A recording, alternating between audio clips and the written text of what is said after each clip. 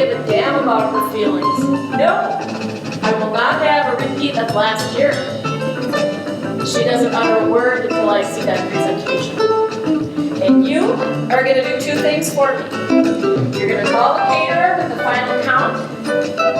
And number two, you are going to leave me alone this weekend. No phone calls, no texting until 8 a.m. Monday. Goodbye.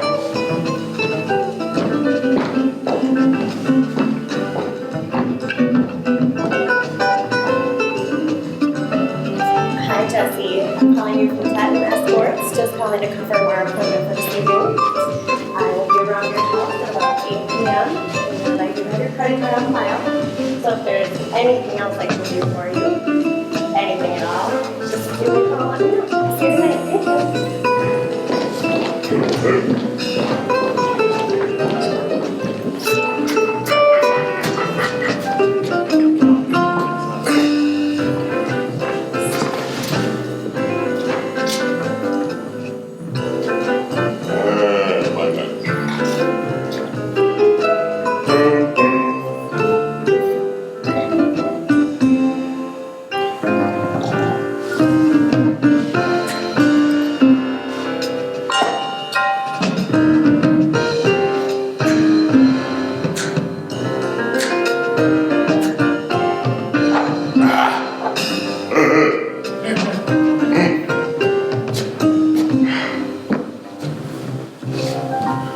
As my grandmother got older, she started slowing down a little bit.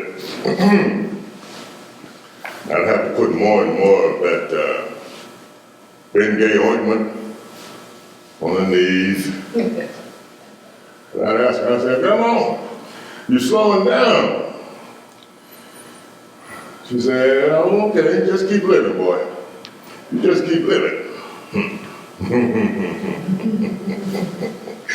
I love saying that I was born in my grandmother's house. 946 Lewis Street, Memphis, Tennessee, the home of Royce Sill and Matilda Hayes, grandma and granddaddy. I think they say I was the favorite grandson only because my mother was the only daughter they had that had a baby while she was still living at home. And then my mother would send me back to Memphis from Chicago every summer to spend the whole summer with them. And they spoiled me and they loved me to death. My grandfather was a wonderful man. He was a great provider. He was worked for the railroad. He was a railroad man. After he retired, he made his money hustling. Handyman, picking cotton. And as a driver in his brand new 1957 powder blue Ford. Beautiful ride, beautiful. He was the first real male role model I ever had. And I loved him. And my grandmother was a stay-at-home mom. 7 kids. But when she went out on the street, when I was down there, she'd always take me with her. One of my favorite memories, we were standing on a bus stop. I think she was probably going to Arkansas to see her sister. She looked down at me. She said, boy, did you wash your face? You didn't wash your face. She'd reach in her purse and grab a handkerchief and wash my face right down the corner of the bus stop. The smell of her saliva filled my face all day. It was beautiful. Yeah. Oh, now my mother and father, that's a different story. My mother and father, they met in high school. They went to the same high school. She was a hot, young 17-year-old. And he was a star of the baseball team.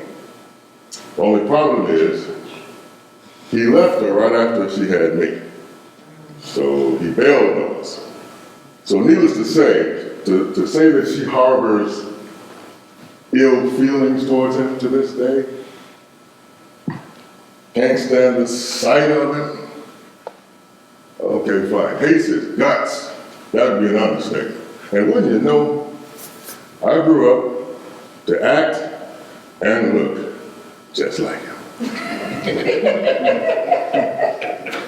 So if you want to know about the relationship between me and my mother, can you read between the lines? A man needs a father, a kid, a young boy needs a father, especially while growing up. There's just no substitute. I mean, I love my mother. I mean, she was a beautiful woman. She did the best she could. She worked 2 jobs, but she had no clue on how to raise a male, a young boy, as a single parent. Case in point, my mother waited till I was 10 years old to have me circumcised. Did you hear what I said? 10. I still feel the pain today. And I never got that, what they call the birds and the bees story. So when we were little, back in the day, when we were little, your parents would tell you about how babies were born, where babies come from, and sex and sexuality. They call that telling us about the birds and the bees. I never got that story. And the last person you want to tell a little boy about the birds and the bees is his mother. So since my dad wasn't there, I learned about my sexuality from watching women on television. Ginger and Mary Ann. Gilligan Simon. Barbara Eden on I Dream of Jeannie. Whoa! Ellie Mae Clampett.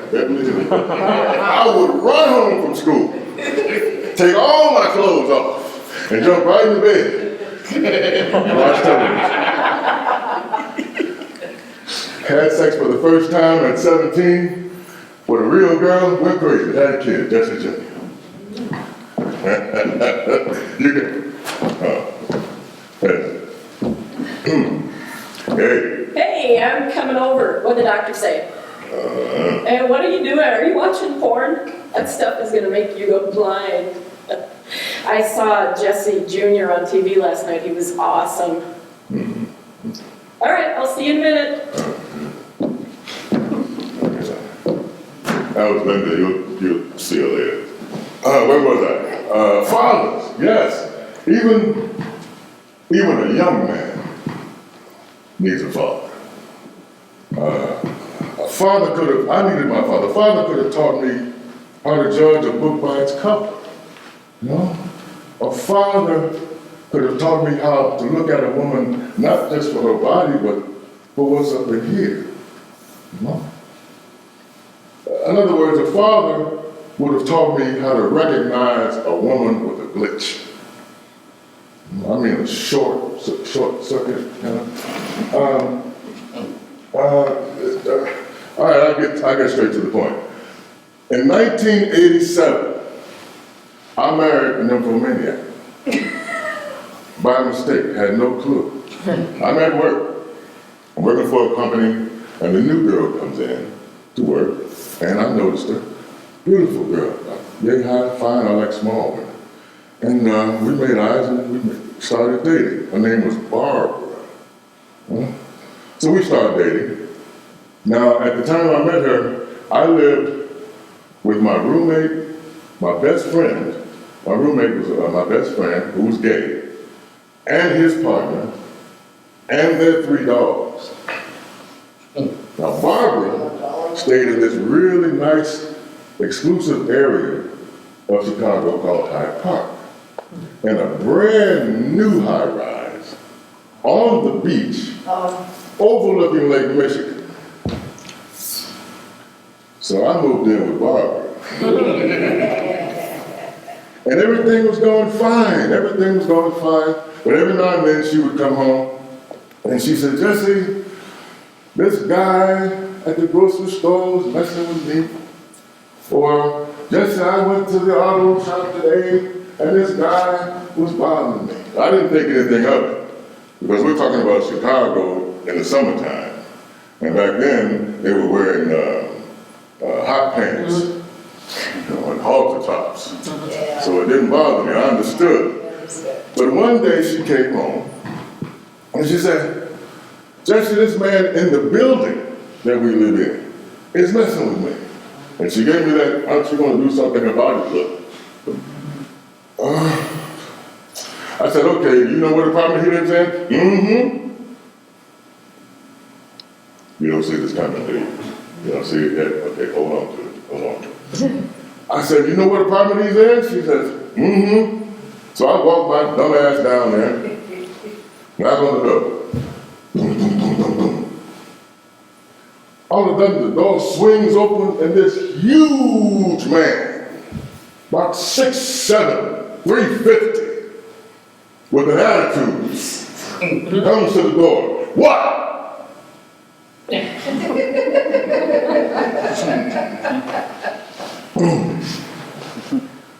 My wife says that you've been bothering her, and I came down here to ask you to stop. Okay, who's your wife, man? Who's your wife? Barbara. He started laughing. Barbara? Barbara's your wife? Man, you don't get the hell away from my door. Don't you knock on my door no more. Get out of here. Go talk to your wife. And he slammed the door. I go back upstairs. About a month later, my job takes all of its employees and their families on a 1-week trip to Barbados. Okay? Now, I'm trying not to take Barbara. I mean, that's like taking sand to the beach. You know, I don't want to take her. But she found out about the trip. And she went down to my job and bought her own ticket. I couldn't do anything about it, but married. So that was that. So we get to Barbados. Beautiful island. We're in this long, tall, beautiful hotel called the Southlands. And overlooking the beach, which was a white sand. And beautiful blue water. It was just beautiful. So all of us out there, about 100 of us, are out there on the beach, just cooling out. Everybody's in their bathing suits and their gear, you know, and everybody's talking, having fun. And all of a sudden, in the distance, we all know this Barbara. We waving, she's waving, and she's talking to these 4 native guys. You know, they have those canoe rides. And so she jumps in the canoe with them, and they start canoeing out into the ocean. And we were going, that's really cool. She's making herself at home. That was really fine.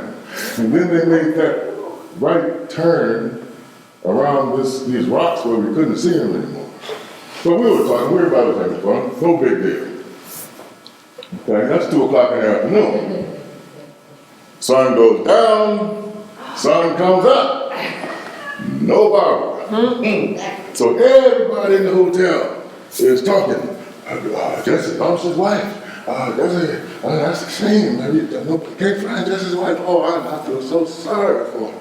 And they're looking down out the window at me down in the lobby there, looking for it. They said, well, Jesse, maybe you should call it's been 24 hours, maybe you should call the police. So just as I make that turn to go to the lobby to call the police, I look in the distance and I see this little short brown figure coming our way. It's Barbara. In the same bathing suit she had on yesterday. Weave is all over her head. And she's coming this way. And the closer she gets, we realize that there's something wrong with her skin. It's kind of discolored. And the closer she gets, we realize that discoloration was hickeys. All over her body. I'm not exaggerating.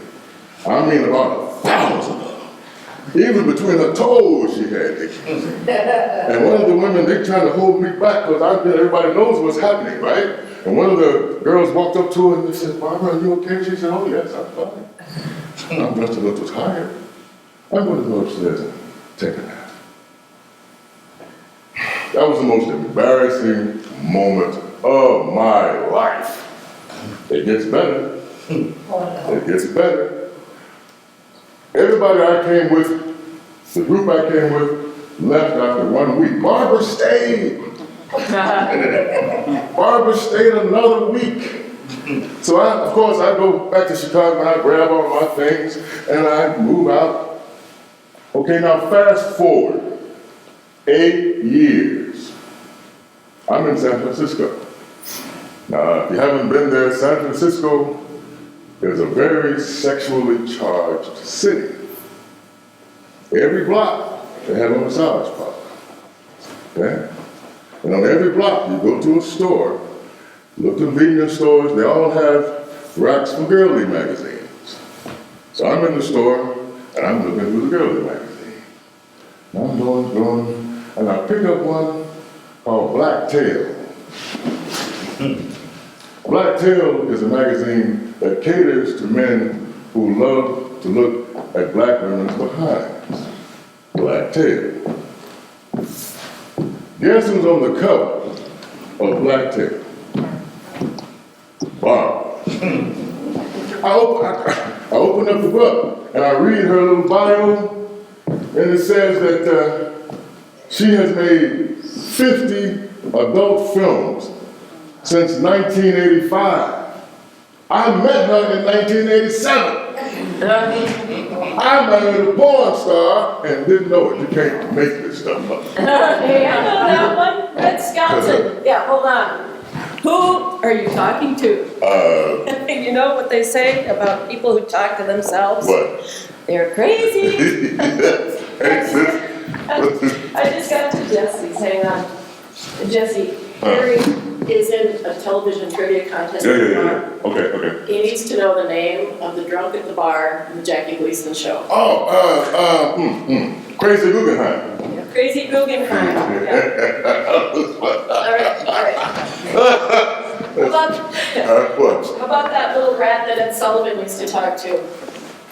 Topo Gigio? Topo Gigio, right. Well, good luck. That's crazy. Harry says thanks. Hey, Harry! Jesse says hi. All right, babe, I'll talk to you later. Hey, big brother. Hey, sis, what's going happening? on? What's happening? Oh. What's going on? Shoot everything somewhere.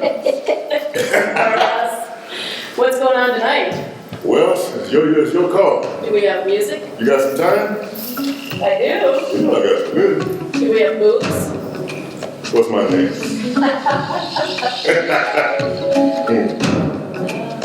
Need a little ice though. Glad you came over, sis. Oh, I'm looking forward to the evening. Relax a little. Hang out.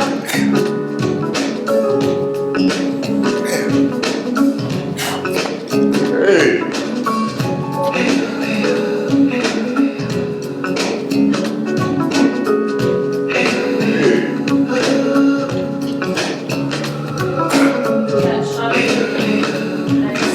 Say what?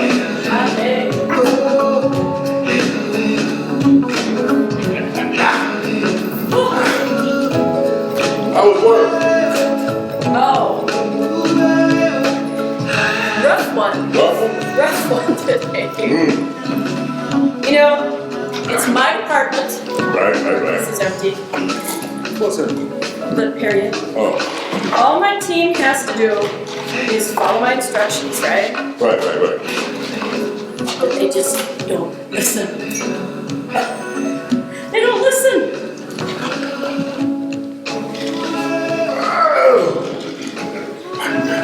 I'm actually thinking that I'm going to have to let some of them go. Really? Yeah, Oh, you boy. know, I can lead them to water, but I can't make them And drink. make a drink. No, Everybody want to go to heaven. Don't nobody want to die. nobody wants to die. Huh? Nobody wants to die. So I brought that video of Jesse Jr. along. Do you want to watch it tonight? No, sis, I don't. I really don't. Suit yourself. Hey, where's Holly? I thought she was going to be here tonight. She left me. What? She's gone. Oh, damn, Jay. You are not boring. What happened? You want the short version or the long version? Oh, the short one, of course. Okay. I couldn't get it up and keep it up. You better give me the long version. Well, she was good. She was a good girl. She's a good woman. She came over here about, for the last 6 months. We would watch movies, play chess, eat and drink, enjoy each other's company. And one night I asked her to go to bed with me. No, you didn't. Yeah, I did. And the first 3 times we tried, nothing happened. And then the last time, she really got frustrated and lied. She got up and left, and I haven't seen her since. Well, that's your fault, right? What? Why? You lied to her. Why? Everybody knows that you don't pull out your gun unless you plan on using it. Sis, you're holding back. Tell me how you really feel. I'm just saying, you got her all hot and bothered, and you couldn't close the deal. Did she leave anything in the bathroom? Underwear, makeup, anything like that? No? Yeah, she's gone. Oh, sis, I don't know. That's sad, Jesse. You gotta do something about that. I don't know. I don't know what happened. I don't. Yes, you do. You lied to her. False advertising. Women want honesty, right? Right. And age doesn't matter. It's nothing but a number. I have an aunt in her 80s. Mm-hmm. And she met this guy, 70-something, very well dressed, very handsome. Okay. Now, what you need to understand about my Aunt Ressie is that she's very classy. Kept herself up beautifully all these years. 80. 80.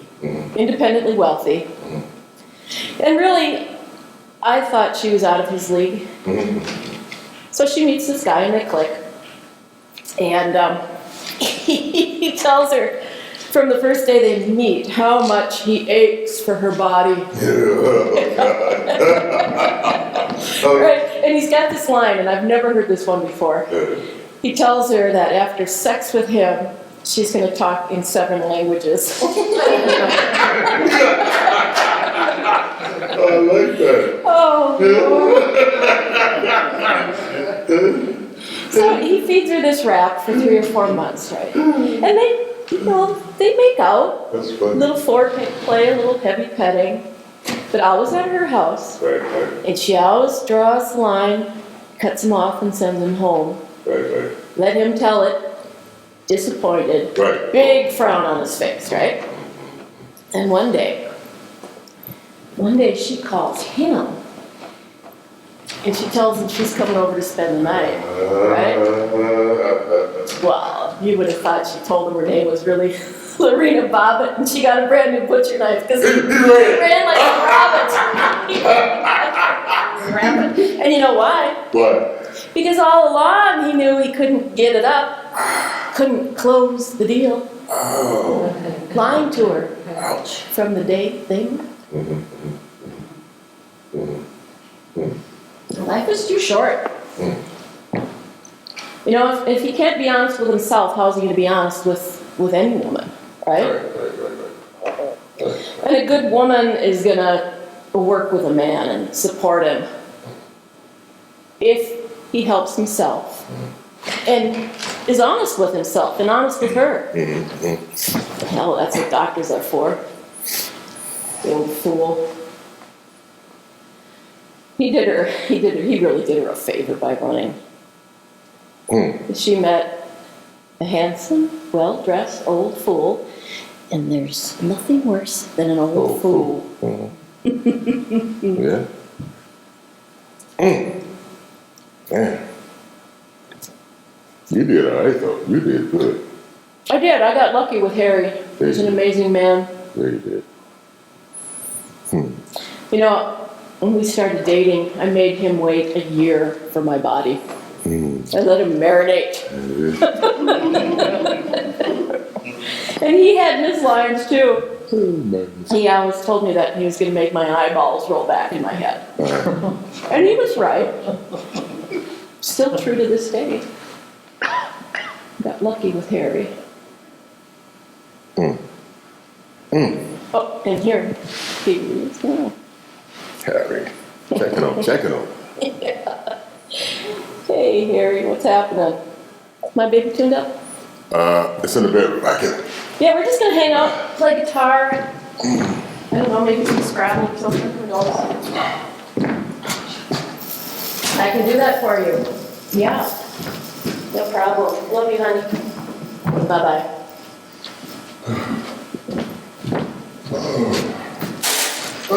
Here. There she is.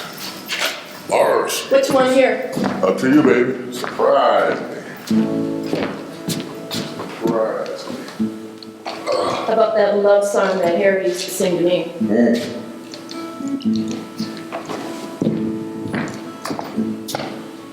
Got a good reason for loving you. It's an old-fashioned sign. I kinda get the feeling like, you know when I fell in love the first time.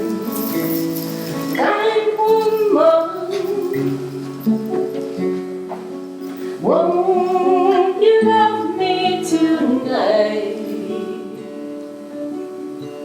I see the look in your eyes. Kind woman, don't leave me lonely tonight. Please say it's alright.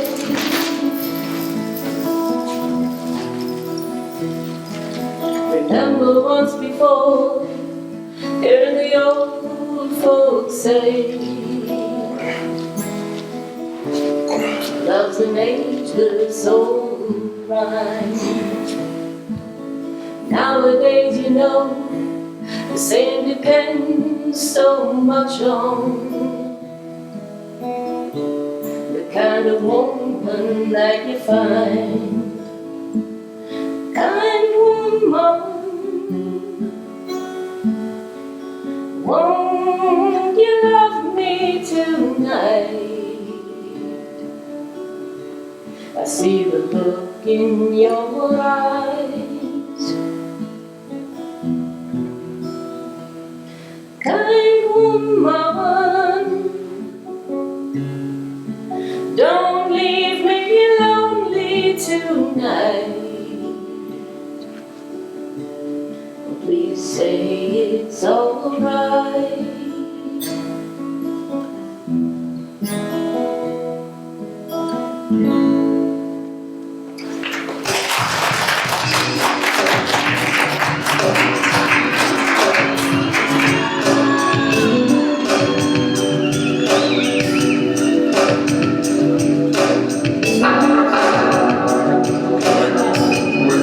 That's Buffalo Springfield, remember that?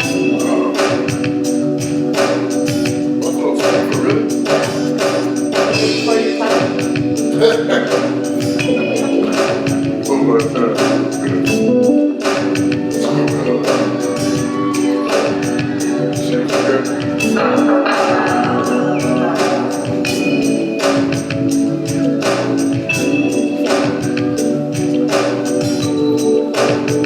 I'll give you all the love I got. I gave you more than I could give. Gave you love. I gave you all that I have inside, and you took my love. You took my love. Didn't I tell you what I believe? Did somebody say that a love like that won't last? Didn't I give you all that I got to? Oh, baby, I gave you all the love I got. I gave you more than I could give. Gave you love. I gave you all that I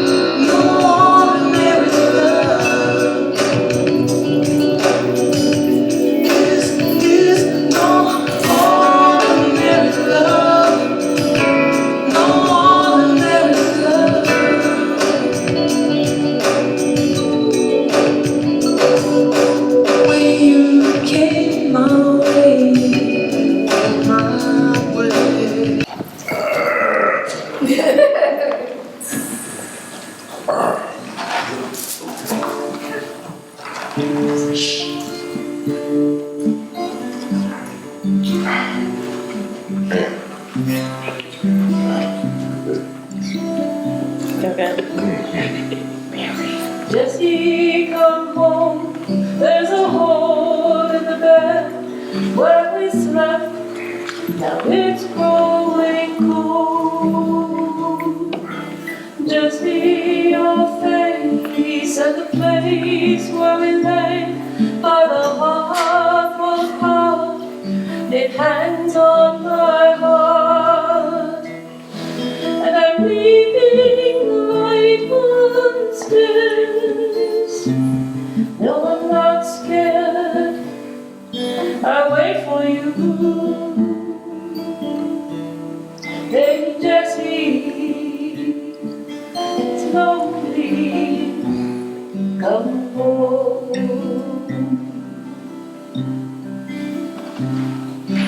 Jesse, the spread on the bed, it's like when you left, I kept it for you.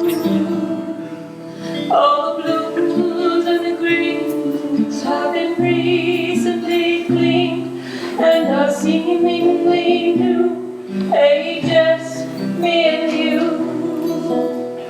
will swallow the light on the stairs.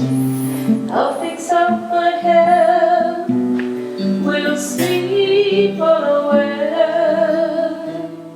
Hey, Jesse, it's lonely. Come home.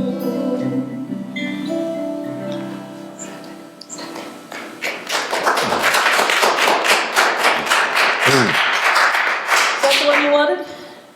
Oh, you hit me right on, dude. Hit me right on. Oh my gosh. You know, that kid of yours, Junior, he is all over Facebook these days. Man, I think he's getting fat. you sure know how to mess up a good thing, don't you? What? I don't care, Linda. Man, You coward. what you say to me? You heard me. I called you a coward. You're his I'm having a father. good time. Why you gotta talk about this right now? Because you're his father. Grow up. You haven't spoken to him in years. You be the man. You call him. Make the connection.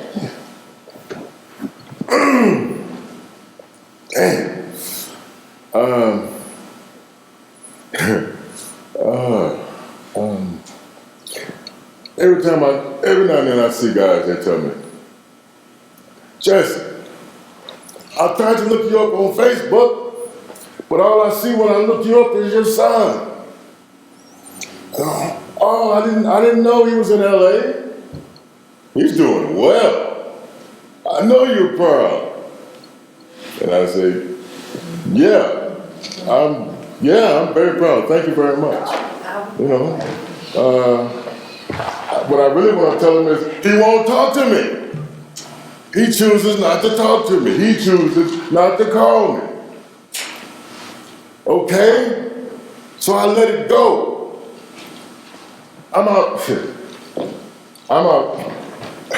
I'm outnumbered for one. What the hell He's does a- that mean? Outnumbered.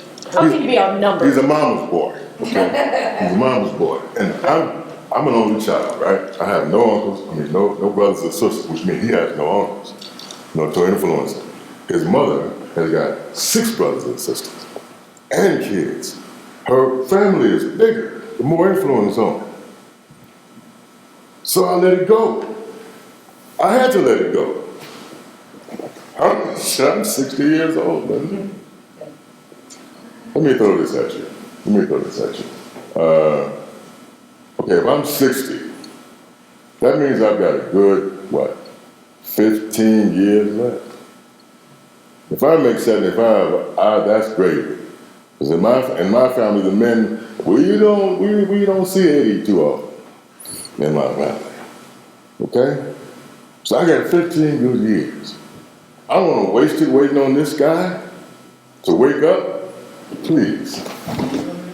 He's your son. What? I said he's your I don't son. give a damn who he is.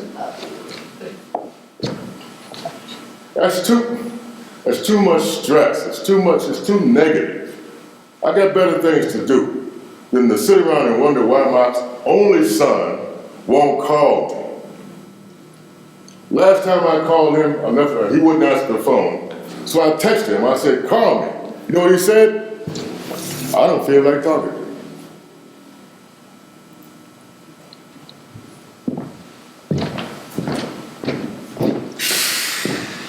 Damn, I wish you had a brother. You know what he needs to do? All right, I'll put it to you this way. You know what he needs to do? What? Grow some balls. And look at me. He needs to grow some balls. Like I did. He ain't the only kid whose mother tried to turn him against his father. He ain't the only one. My mama did that to me. But one day, I grew some balls. And I sought my father out. I called him. He answered the phone. I said, I'm coming, Daddy. And I went to see him. Huh? And I went there, I walked in, I said, I'm sorry, Daddy, for being so selfish, not talking to you all these years. Please forgive me. He's laying there, he's not feeling too well, right? He's laying there. And I started rubbing his shoulders. And he said, and I started rubbing his arm. He got a little smaller in his old age. I started rubbing his arm. Rubbing the legs down. He said, oh, son, it feels so good. That was the first time in both of our lives that I ever touched my father. Just a simple rub down. Very first time. You know what I think about that day? 24 hours a day, 7 days a week. Because when I went to see him and when I touched him, he was in a hospice. I was too late.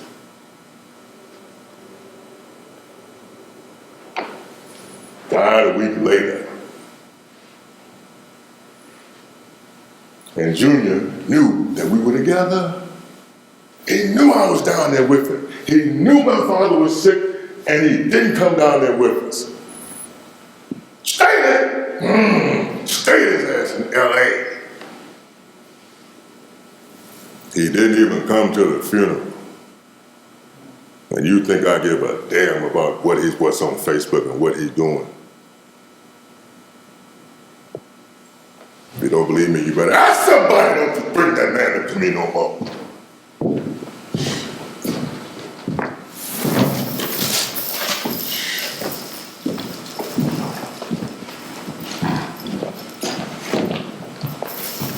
Don't fool like an old fool. Yeah. Pay me a plate.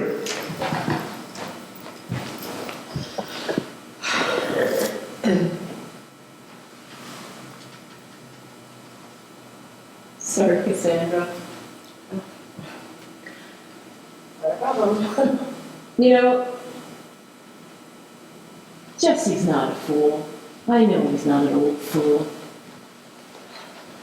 He's lonely. Give him that much, he's lonely.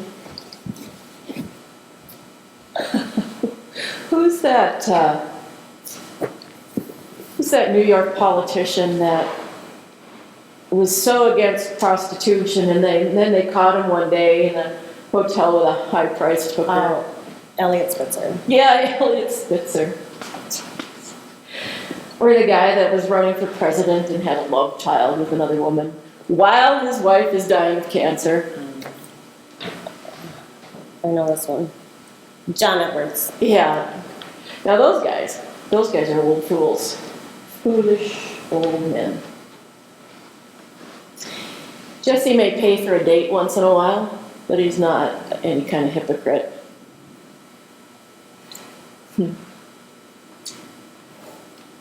You know those really old guys, like The really old ones that have jet black hair? Or the ones that have toupees that look like hats? You know, there's nothing worse than seeing a 65, 70-year-old man with spandex on jogging through the park. You know what?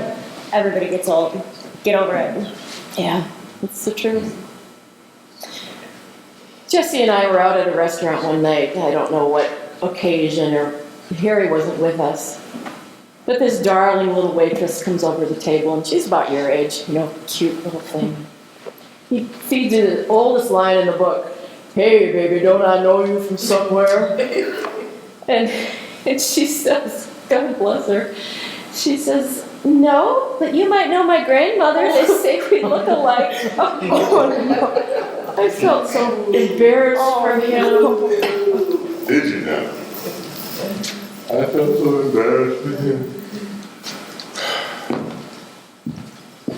You want to tell us some more of my life story, huh?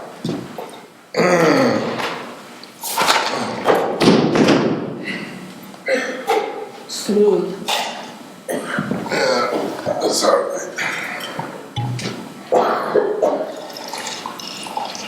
You still mad?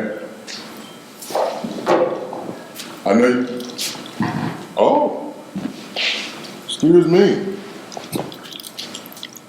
Excuse me. So, I got to the point where I had to make a decision. How the young folks I had to make a move. If I wanted to remain vital, socially, sexually, I had to make a move. So I decided, I looked up a urologist, and I decided to go. I never really heard of a urologist before. I didn't know what they did. But anyway, one afternoon I walked into a urologist's office, and every seat was taken. The office was full.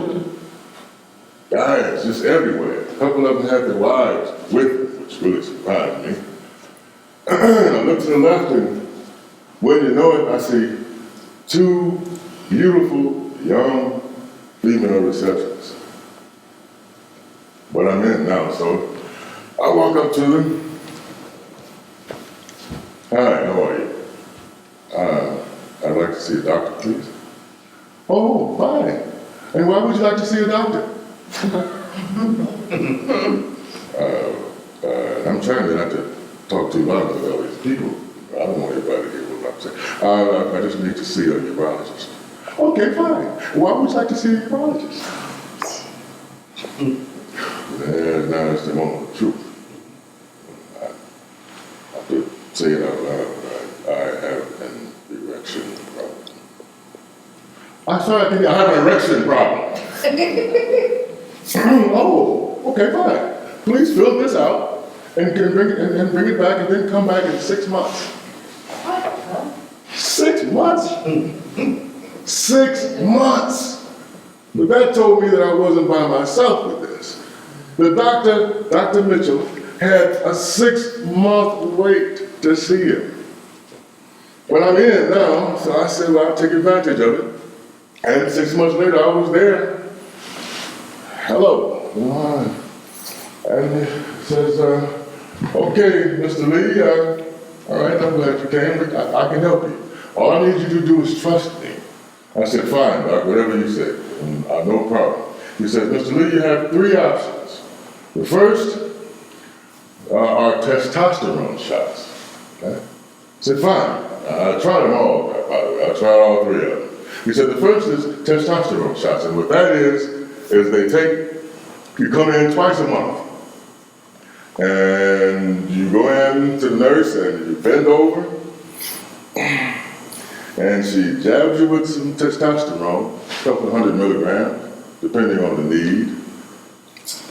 And that's it, twice a month. And that was fine. I felt something, I don't know what it was, but it wasn't enough.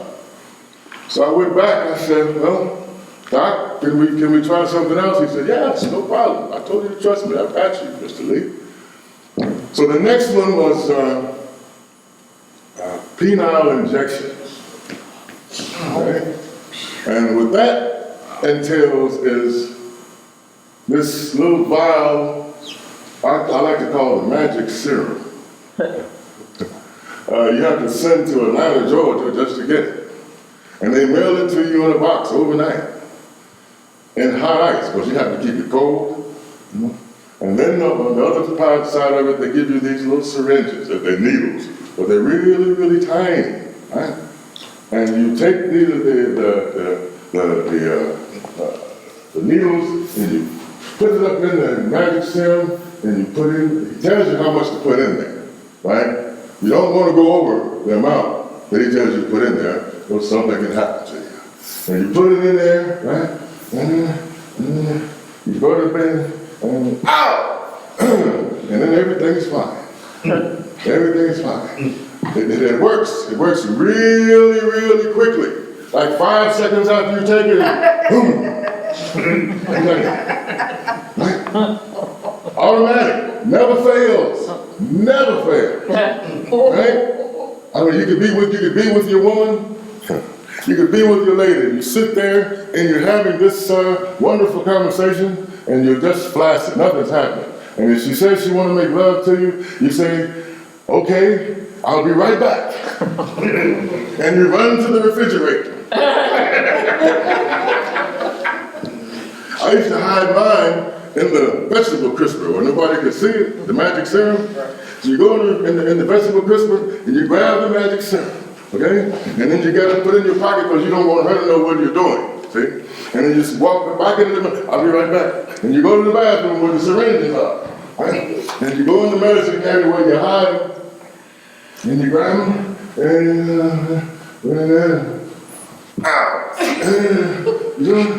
you come back up, yeah, right. Huh? But there was a problem, when you're not used to doing something, you overdo it. I overdid it. One day I put a little bit too much in there. When I was doing this, I really was anxious, but it worked, and I'm like, boom.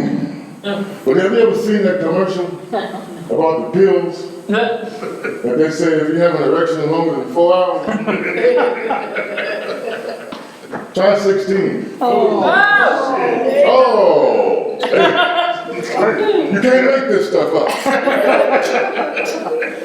No? And so I called him, he said, go to the emergency room, Jesse. So I'm going to the emergency room. I'm trying to find some pants because it's starting to get irritated. I'm walking, I'm going.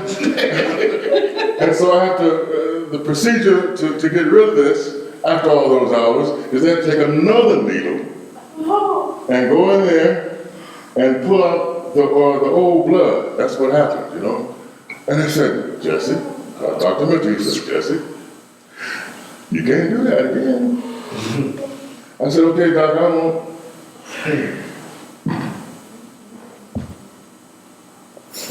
Sorry. I did it again. 12 hours this time. Yeah. 12 hours. I go back to the doctor. I said, Doc, I'm sorry. He said, no, don't be sorry because you broke it. I said, what do you mean? I said, you broke it. I told you last time that you couldn't do this again. Now, even if you use the magic serum, it won't work. You broke it. No.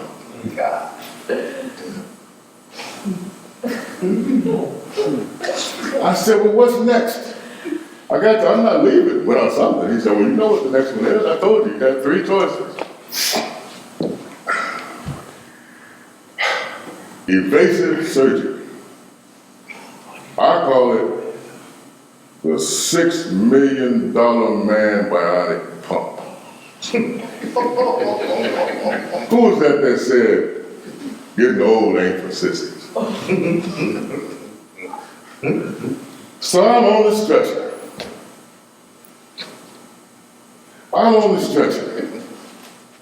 And the anesthesiologist is coming to knock me out for the surgery. And I see Doc walking by. I said, Doc, yes, Jesse. I've got to work tomorrow. Can I go? Can I go? He looked at me, he said, Jesse, after this surgery, you won't feel like doing a damn thing, Martin. Trust me on that. I said, all right. So after the surgery, I wake up and I look down between my legs.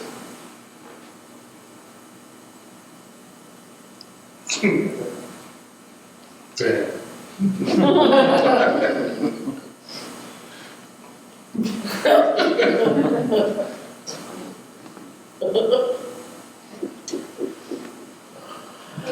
A large, Halt. looked like a big, large brown grapefruit in between my legs. And he says, okay, Jesse, the surgery went great. I said, well, man. He said, if everything went fine, come back in 6 weeks. And I'll show you how to use that thing. So I'm walking around, I'm 6 miles, hey.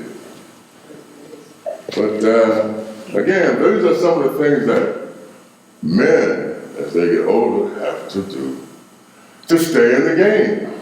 It's not talked about too much, I can see why, but these are the things that mature men have to do. And I have to be honest with you, it's a life changer. What it does is it raises your self-esteem when you have your ability. Your self-esteem, your self-respect, you feel like a man again. So it's just necessary. So right now, to be honest with you, I take care of myself. I try to stay positive at this age. I'm 60 years old, ain't no joke. I try to stay positive, I stay around positive people.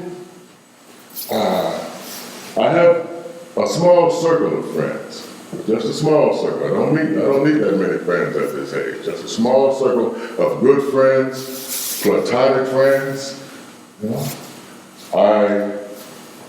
I'm crazy about Cassandra. Crazy about it. I will see her as long as she'll see me. And I will continue to call her. You got it. Absolutely.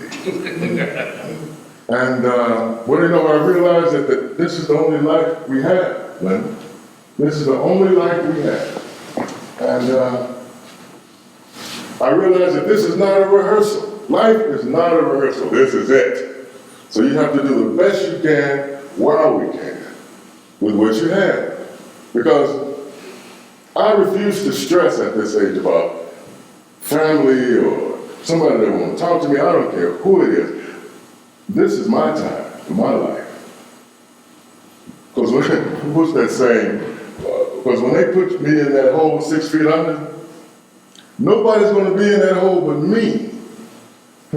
So I'm going to enjoy life while I'm above ground. And I would advise all of you here tonight to do the same. You can't do that at me. How can I stay mad at you, Jesse? I go. Oh my goodness.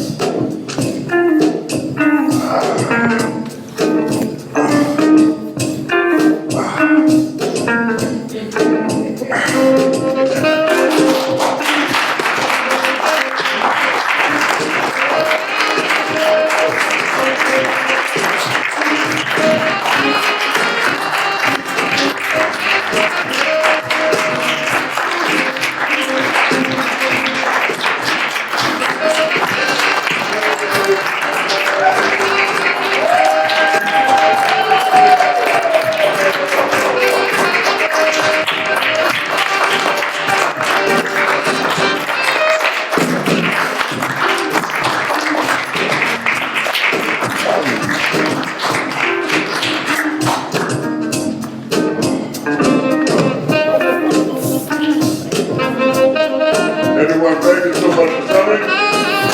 Give yourself a hand.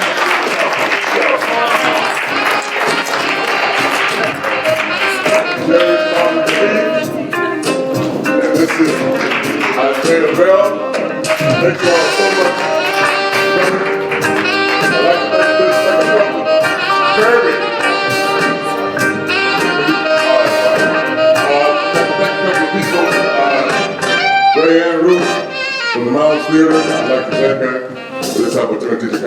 really, really cool. We really had a great time. I'd like to thank my associate producer. I'd like to thank Barry White. Then the associate producer James Holbert, who also and another associate producer, Rusty Holmes. Rusty! My family here tonight, Williams, how they hi everybody. Thank you all so much for coming. Hey, how are you? Thank you so much for coming, and we'll see you next time. Nice job.